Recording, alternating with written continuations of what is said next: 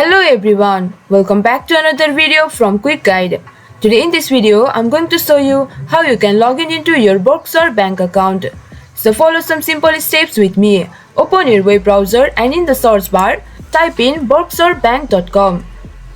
It will take you to the official website of Berkshire Bank and over here click on the login button. Now click on proceed to login. Now it will take you to the login portal of Berkshire Bank. And over here enter the username of your account. Once you do that, enter the password of your account.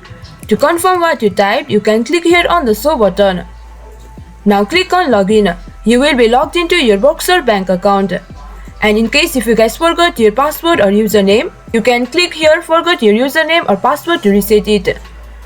So this much for this video. This is how you can log in into your Berkshire Bank account. Hope you guys understand and find our video helpful. If you did, please do not forget to hit the like and subscribe to our channel. And also hit the bell icon for latest videos and drop a comment for reviews and more content like this. I will see you guys again in our next video. Thank you guys for watching.